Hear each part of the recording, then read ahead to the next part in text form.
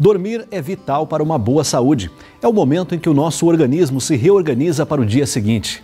Será que deitar e dormir é sinal de ter tido um descanso satisfatório?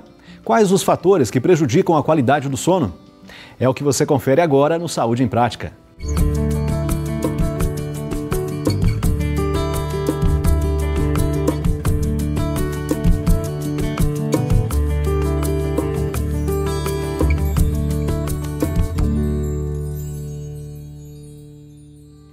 Dormir bem é fundamental para um melhor desempenho em todos os aspectos da vida. Durante o sono, o organismo se reorganiza e repara vários órgãos. É o momento de produzir hormônios do crescimento, de renovar as células, de limpar o cérebro e de fixar a memória e vários outros ajustes. A hora de dormir é tão importante como nossas escolhas alimentares e as atividades físicas. Para tirar nossas dúvidas sobre a qualidade do sono, a nossa equipe de produção foi até a Faculdade de Medicina da Unesp de Botucatu para conversar com o professor Ronaldo Guimarães Fonseca. O sono é muito importante para a saúde por vários motivos.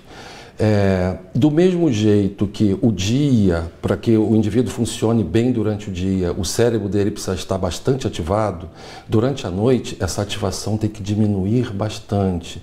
O coração tem que bater menos compassado, a quantidade de ar que entra no pulmão é menor, o metabolismo muscular tem que estar diminuído. Então a temperatura corporal cai. É fundamental para que o indivíduo durma bem, para que ele recomponha as energias, que a sua temperatura caia e que ele durma no horário em que a sua temperatura corporal está mais baixa. De tal forma que o indivíduo que dorme bem, que tem uma boa qualidade de sono, ele vai ter uma boa qualidade durante a vigília. Ele vai poder exercer seu trabalho melhor, ele vai ter a capacidade de resolver problema melhor, ele vai estar menos exposto a acidentes pessoais ou provocar catástrofes de grande porte. Não existe um número padrão de horas de sono. Isso vai depender da necessidade de cada organismo. O que é certo é que, para ser satisfatório, o sono deve ser profundo, contínuo e restaurador. Uma boa noite de sono é composta de várias fases e a sensação de descanso pleno só é alcançada quando atingimos o nível profundo de sono. O sono é composto basicamente de duas fases, né? O que a gente chama de sono não REM e sono REM. REM quer dizer o sono com movimentos oculares rápidos, de tal forma que nós temos um sono com movimentos oculares rápidos e um sono sem movimentos oculares rápidos. O sono sem movimentos oculares rápidos é composto de 4 fases. O que nos dá a sensação de uma boa noite de sono não é a quantidade do número de horas que a gente dorme. O que nos dá a sensação de um sono reparador é a manutenção do que a gente chama de arquitetura do sono. O que é a arquitetura do sono? É o seguinte. Os 4 estágios do sono não REM, eu tenho que dormir 2 a 5% no estágio 1, 45 a 55% do tempo total de sono no estágio 2, 3 a 8% no estágio 3 e 15 a 20% no estágio 4.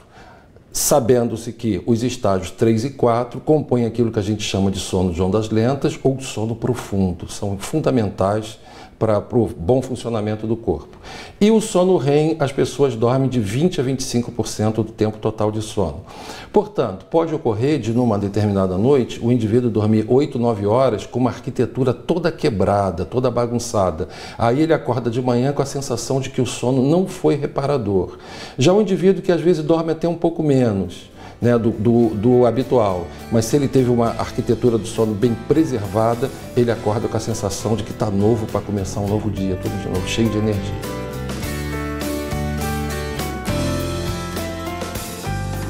Existem 2 tipos de sono, aquilo que a gente chama de sono nuclear, que é para o cérebro e para o corpo, para o cérebro fazer tudo o que precisa, para o corpo se restaurar. Existe aquilo que chama de sono opcional. O que é o sono opcional?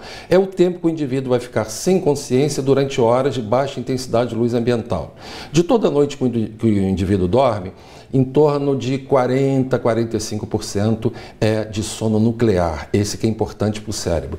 O indivíduo, então, uma pessoa, precisa dormir, o sono nuclear seria composto do quê? Do sono de ondas lentas, da fase 3 e 4 do sono não REM, mais 60% do sono REM. Isso é muito importante. O indivíduo, para manter-se inteligente, para resolver os problemas do dia a dia, para aprender, para memorizar, ele precisa dormir no sono de ondas lentas e precisa dormir durante o sono REM. Como vimos, durante o sono são feitos reajustes em vários órgãos do nosso corpo. Quando dormimos mal, esses reparos não ocorrem ou se realizam de forma incompleta. Isso a longo prazo pode levar a danos irreversíveis, como doenças degenerativas, problemas cardiovasculares, desequilíbrio endócrino e metabólico e prejuízos ao sistema imunológico. O indivíduo que dorme mal é aquele indivíduo que tem maus hábitos higiênicos para dormir. Não é bom que o indivíduo coma muito antes de dormir, uma refeição rica em carboidrato, rica em proteína. Por quê? Porque o esvaziamento gástrico demora de 3 a 5 horas. Então, nós fomos feitos para dormirmos bem alimentados, mas com o estômago vazio. Também não é bom tomar excitante do sistema nervoso central antes de dormir, como bebidas cafeinadas, chás, não são bons hábitos higiênicos. Também não é bom tomar álcool. O álcool é um bom indutor de sono, mas ele fragmenta o sono.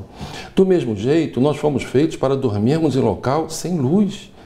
Existe um hormônio chamado melatonina, que é secretado por uma glândula do cérebro, que ele é secretado pelo escuro.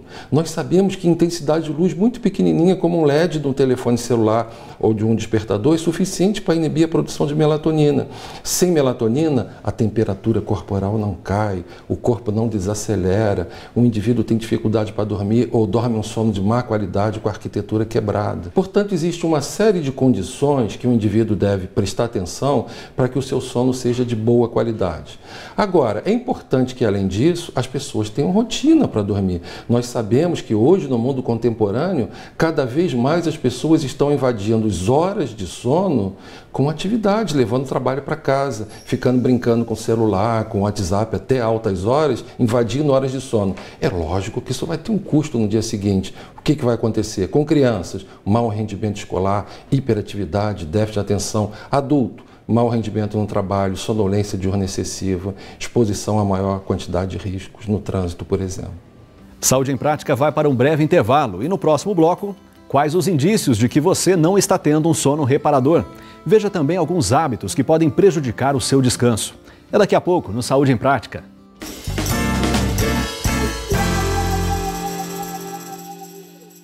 Uma dica para os pais, né? Quando você tem um bebê, a gente tem que estimular bastante a linguagem dessa criança. De que forma? Conversando com ela em todas as atividades, no banho, dando comida, contando histórias. E se você observar que até os 2 anos a criança não está falando pelo menos 2 ou 3 palavrinhas, seria bastante interessante procurar um profissional fonoaudiólogo para estar fazendo uma avaliação.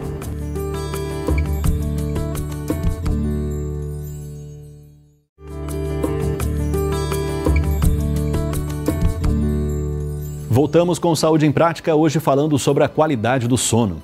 Todos nós temos um relógio biológico que nos diz quando estamos cansados. Esse relógio é ajustado pela luz, e daí a importância do escuro para a indução do sono. Além da luminosidade, há vários fatores que prejudicam a qualidade do descanso.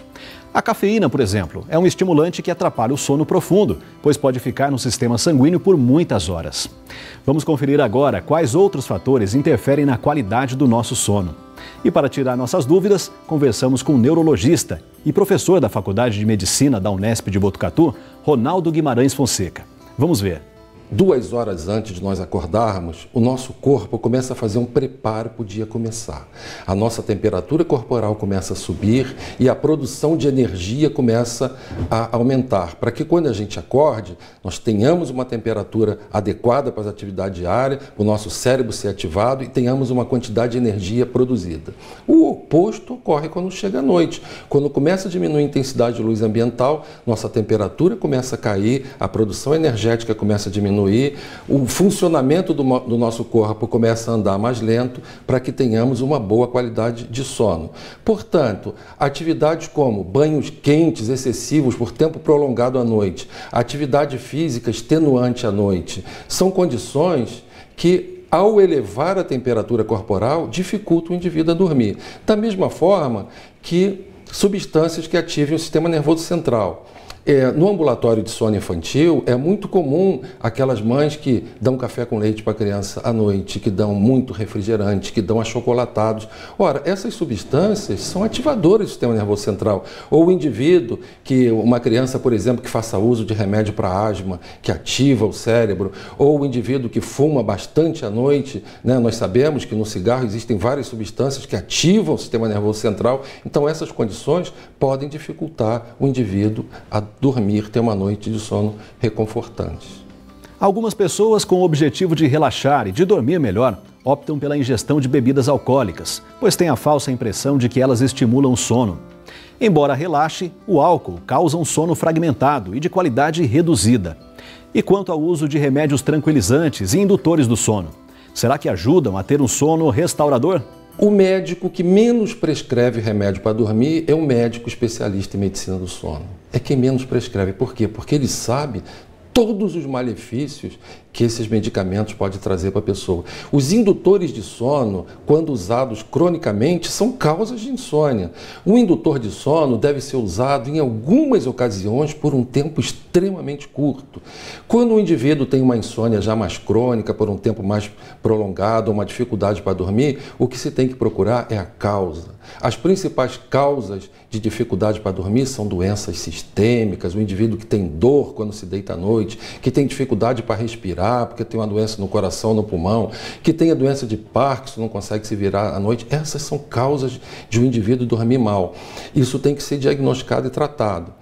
Já o indivíduo que tem uma doença psiquiátrica, que tem uma doença do sono, como a apneia do sono, tem que se tratar a doença que está levando a um sono de má qualidade. O que não se pode fazer é dar um indutor de sono, porque esse indutor de sono vai ser causa de um transtorno do sono crônico para esses indivíduos.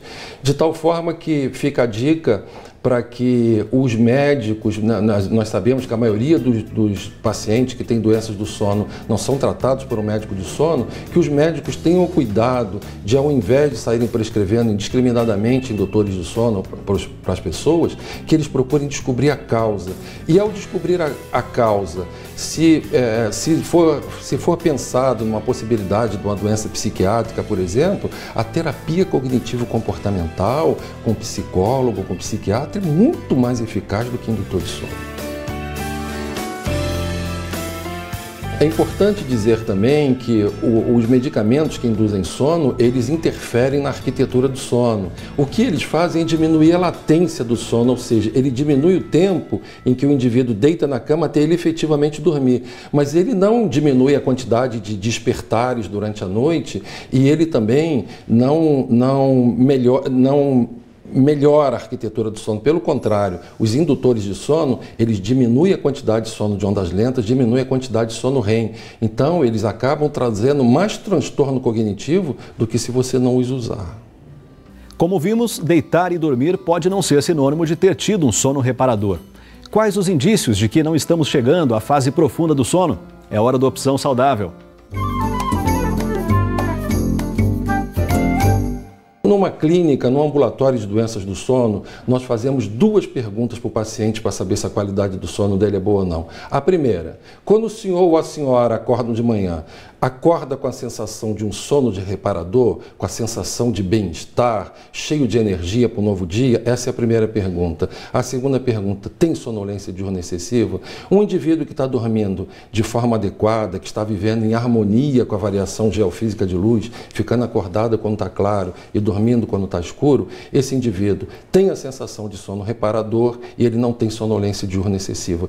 Todo indivíduo que não responde sim às 2 questões, todo indivíduo que me diz que não tem um sono reparador e que tem sonolência diurna excessiva, precisa ser investigado, precisa ser descoberta a causa disso e um tratamento adequado para essas condições. Saúde em Prática fica por aqui e você aí de casa pode rever esse programa e todos os já exibidos em nosso site. A gente se encontra na semana que vem. Tchau, tchau!